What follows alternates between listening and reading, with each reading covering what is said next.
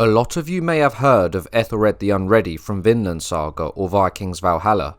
In this video, I will be presenting the true account of King Aethelred and why he has been regarded as one of England's worst kings. He would rule over an unstable England at the height of the Viking Age and would be the cause of vast amounts of bloodshed. Treachery, war and death surrounded Aethelred from when he was a child to his final days on the throne. This is his story. Aethelred was born in the year 966. His father was King Edgar of England, who belonged to a proud line of kings, descending from Alfred the Great, from the House of Wessex. England had suffered from Viking invasions for over a century when Edgar came into power, but there were none during his reign, earning him the epithet, the Peaceful. Aethelred also had a half older brother called Edward, but he was not acknowledged as his father's heir. Edgar would die in the year 975 when Aethelred was still a child. The leadership of England was to be contested.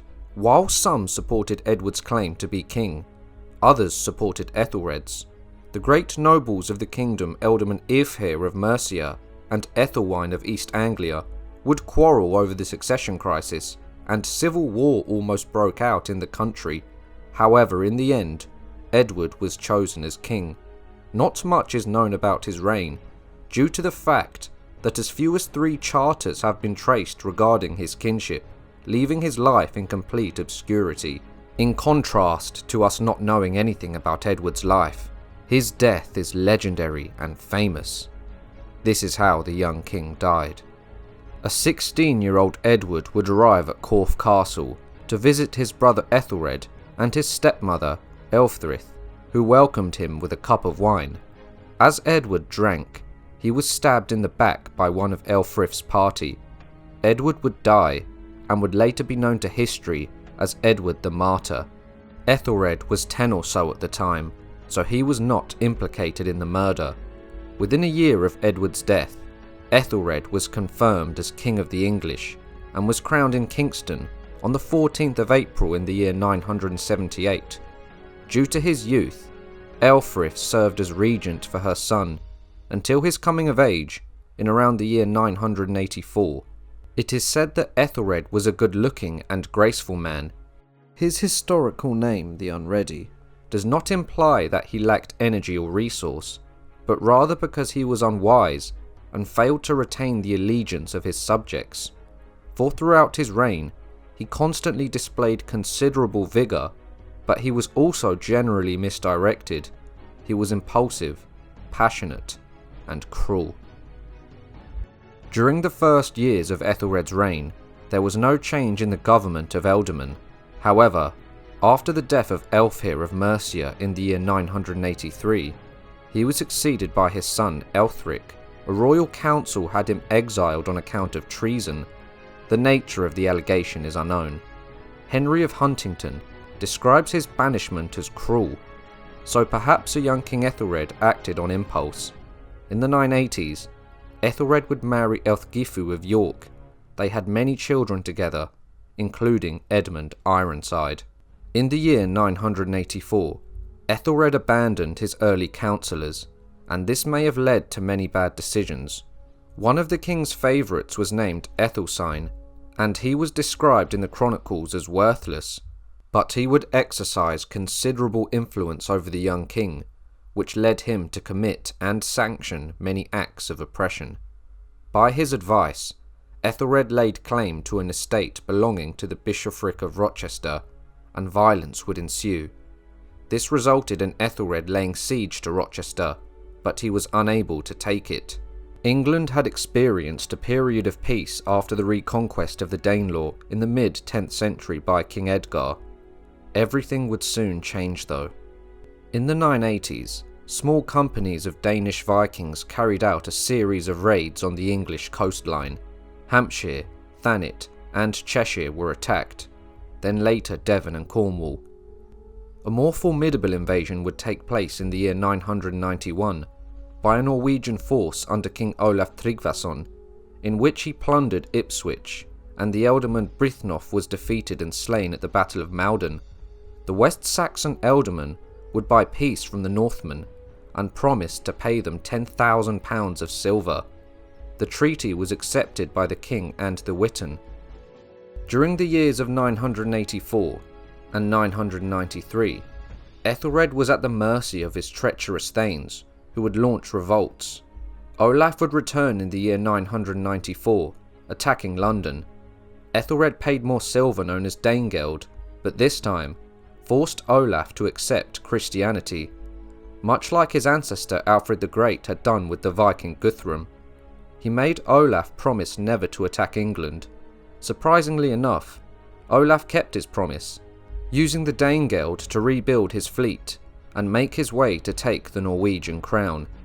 In the year 996, Aelfric of Hampshire would turn traitor, which resulted in Aethelred having his son blinded. Aelfric would later return to England to rebel, which reflects how Aethelred often faced desertion from his nobles. At the turn of the millennia, in the 1000s, there was a great instability in the kingdom. The king's council was a shadow of its former self, and there were unrelenting Viking attacks on the country. By the year 1001, Aethelred's wife and mother had both died. In the hope of stopping the Vikings from using Normandy as a base of attack, Aethelred married Emma of Normandy. Aethelred had 2 sons by Emma, Edward and Alfred. In the year 1002, King Aethelred would make his worst decision as king. In order to rid himself of his foes, he thought the best way would be to massacre thousands of innocent people. The stress and paranoia had gotten to him, and King Aethelred would plan a mass killing of all the Danes in England in response to a perceived threat on his life. Historians believe that there was a significant loss of life. There are also historical records that state that Gunhild, the sister of Sweyn Forkbeard, the King of Denmark, was a victim in the massacre, along with her husband Palig, the Danish ealdorman of Devonshire. Aethelred's character would suffer due to this incident, and King Sweyn of Denmark now had an excuse to attack England, which at this point was a weakened nation. The Viking attacks on the coastline of England and the constant Danegeld payments to the Vikings had taken its toll on the kingdom. In the years 1003 and 1004, Sweyn would campaign in Wessex and East Anglia, but famine forced him to withdraw to Denmark in the year 1005. He launched further raids in the following years, but it was the assault of Thorkel the Tall and the Jomsvikings in 1009 that destabilised England considerably. Thorkel and his forces would cause complete devastation in southern England, receiving 3,000 pounds of silver by the people of Kent to stop them from attacking. They instead turned towards London and tried taking the city several times but were repelled. They eventually abandoned their attack and marched south to Canterbury and began to besiege the city. The Jomsvikings would take Canterbury and eventually murdered the Archbishop Elfhere. They also ceased their attacks on southern England, but only after a vast series of Danegeld payments were made, culminating to around 48,000 pounds of silver. Thorkel eventually offered his services to King Aethelred after extorting the country, but the stability of England was in disarray. The kingdom's coffers were empty, the countryside was burning, and the threat of Sweyn's Viking invasions loomed over the horizon. The Chronicle of John of Wallingford records that in 1013, Sweyn personally led his forces in a full-scale invasion of England. The medieval Peterborough Chronicle reports, before the month of August, King Sweyn came with his fleet to Sandwich. Earl Uhtred and all of Northumbria quickly bowed to him, as did the people of the kingdom of Lindsey, then the people of the 5 boroughs. He then went to Oxford, where the town dwellers also bowed to him. From there, they went to Winchester, and the people did the same. He then went eastward to London. The Londoners would put up a strong resistance, with Thorkel the Tall put in charge of its defences. Sweyn then went west to Bath, where the Western Thanes also submitted to him. The Londoners soon realised that all hope was lost, as the whole country had sided with Sweyn. Fearing his revenge if they resisted any longer, they followed suit. King Aethelred then sent his sons Edward and Alfred to Normandy, and himself spent Christmas on the Isle of Wight. He then followed them into exile, now being the king of nothing. Sweyn began to organise his vast new kingdom, but he died on the 3rd of February in 1014, having only ruled England for 5 weeks. The Witan recalled Æthelred from his exile, but he was required to declare his loyalty to the English noblemen, and in return, they would forgive all his offences in his previous reign. This reflects that many ealdormen simply submitted to Sweyn because of their distrust in Æthelred. Sweyn's son Canute remained in England, and the Northmen had proclaimed him as king after the death of his late father. Æthelred then launched an expedition against Canute and his allies. According to Snorri Sturluson, an Icelandic historian, Olaf Haraldsson helped him launch a successful attack on London Bridge with a fleet of ships. He then went on to help Æthelred retake London and other parts of the country. In 1015, Sigfyrth and Morcar came to an assembly at Oxford, probably hoping for a royal pardon, as they had submitted to Sweyn when he invaded the year before.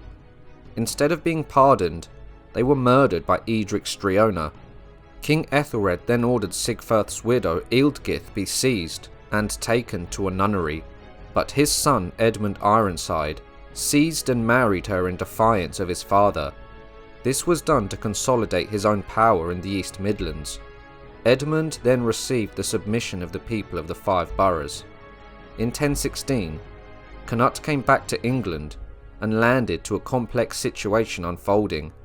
Edmund had revolted against his own father and had established himself in the Danelaw. The people of the 5 boroughs were prepared to support Edmund in any uprising. Over the next few months, Canute would conquer some of England, while Edmund rejoined Æthelred to defend London. Æthelred would die on the 23rd of April 1016, aged around 50. The subsequent war after his death led to the demise of his son Edmund Ironside, and Canute became the King of England. His son by Emma of Normandy, Edward the Confessor, would later ascend to the throne, but he died without an heir, ending the line of kings of the House of Wessex, as William the Conqueror would famously take the throne in the Battle of Hastings in 1066. What do you think of King Aethelred the Unready? Do you think he was one of England's worst kings? Let me know your thoughts in the comment sections down below. If you enjoyed the video, make sure to like, subscribe and share, and I'll see you all soon for another History Profile.